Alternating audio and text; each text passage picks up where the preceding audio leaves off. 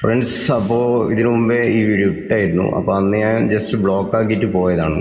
അപ്പോൾ ബ്ലോക്കിൽ ഇതാക്കി കണക്ഷൻ കൊടുത്തപ്പോൾ വീണ്ടും ഇതേ അവസ്ഥയാണ്. ഡൈവേർട്ടിലൂട്ടിയാണ് നിൽക്കും വെള്ളമില്ല, നേരെ ഡി വിയിലേക്ക് തന്നെ അതുവഴി ചുമര് വെള്ളം എടുത്തിട്ട് ഇതിറങ്ങുന്ന ഒരവസ്ഥയാണ്.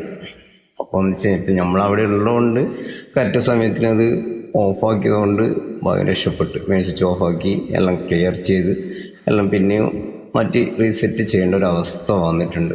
അപ്പോൾ ഈ ടൈൽസ് എല്ലാം നിങ്ങൾ പഴയ ടൈൽസ് മാറ്റിക്കഴിഞ്ഞാൽ നമ്മളന്ന് പോയിട്ടെല്ലാം ബ്ലോക്ക് ചെയ്തിട്ടെല്ലാം പോയതാണ്. അത് പൊട്ടിക്കഴിഞ്ഞാലൊന്നും ടൈൽസുകാർ പറയുക, അല്ലെങ്കിൽ എന്ന് വെച്ചാൽ വീട്ടുകാർ ടൈൽസ് വെക്കുന്ന മുമ്പേ നമ്മളെ കൊണ്ടൊന്ന് ചെക്ക് ചെയ്യിക്കും. അങ്ങനെയാണ് എല്ലാവിടെയും സംഭവിക്കുന്നത്. പക്ഷേങ്കിൽ ഇവർ കരാറുകാരായതുകൊണ്ട് ഇന്ത്യക്കാരായതുകൊണ്ട് പൊട്ടിയതും അങ്ങനെ വെച്ച് ഞാൻ പറഞ്ഞില്ലേ, കഴിഞ്ഞ വീഡിയോ പറഞ്ഞിട്ടുണ്ടായിരുന്നു, കവറും സിമെൻറ്റെല്ലാം വെച്ച് ഇതാക്കുകയാണ്. ഇപ്പോൾ ഡൈവേർട്ടിനടുക്കത് ഇങ്ങനെ വെള്ളം വരുന്ന ചാലിങ്ങനെ പൊട്ടിച്ച് ഒരു രണ്ടടിയോളം പൊട്ടിച്ചതിന് ശേഷമാണ് ആ ഈ ലീക്കേജ് കണ്ടെത്താൻ കഴിഞ്ഞത്. അപ്പോൾ നോക്കുമ്പോൾ ഒരു എൽബോ പൊട്ടിയിട്ടുണ്ടായിരുന്നു. അപ്പോൾ ഇതിൻ്റെ രണ്ടാമത് റീഫിറ്റ് ചെയ്യുമ്പോൾ നമുക്കെല്ലാം വളരെ ബുദ്ധിമുട്ടാണ്. ഇത് ഫിറ്റിങ്സും ഇതാക്കാനും പിടിക്കാനും എല്ലാവർക്കും വീട്ടുകാർക്കും നമുക്കും എല്ലാവരും ബുദ്ധിമുട്ടുള്ള കാര്യമാണ്.